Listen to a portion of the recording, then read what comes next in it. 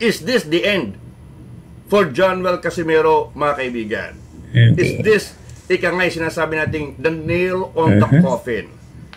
Para sa akin, pwede pa rin makabalik si Jonwell Casimero. But my God, kailangan niya ng drastic changes talaga. Hindi na pwede yung mga over the weight. Maglagay tayo ng maximum na timbang. Kung ikay 122 pounds, fight at 122. Hindi pa pwedeng ang laban natin over the weight. Pwede akong tumimbang ng mabigat sapagkat hindi favorable sa kanya ang mabigat na timbang. Maliit lamang na boksingero si Jonwell Casimero. If he is fighting at 122 pounds, then he should try to meet the weight. Tama.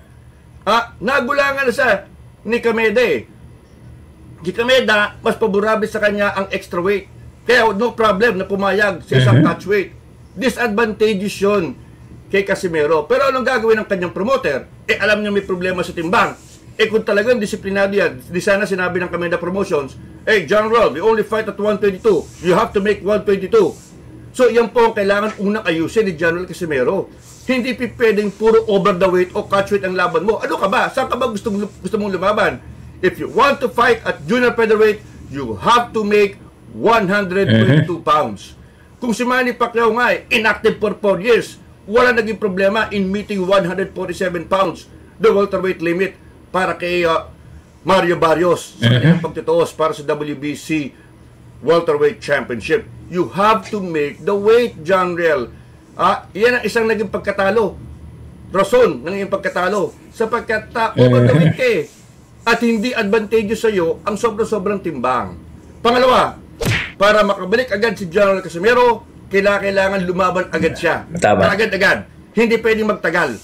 Kailangan mabilis na mabura ang alaala ng pagkatalo kay Kameda. Rematch? No way. Forget it. Forget it, mga kaibigan.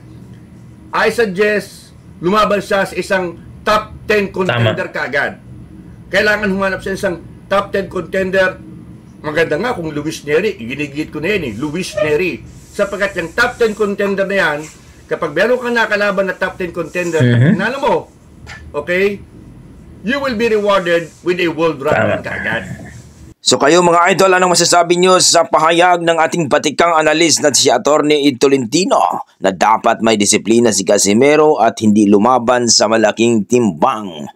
Para makuha ang timbang mga idol sa 122 pounds, ay kailangan may disiplina si Cuadrolas Casimero dahil hindi niya kinaya ang dalawang division na umakyat siya mula sa 126 up to 130 mga idol para lang labanan itong si Kameda. Ayon kay Attorney Tolentino na dapat ayusin ni Jonwell Casimero ang kanyang weight mga idol para bumalik o makabalik sa pagiging world champion uli mga idol. Please comment down below mga idol para ating pag-uusapan. Maraming salamat. Don't forget paki-follow at paki-subscribe sa YouTube channel ni Attorney Ed Tolentino mga idol.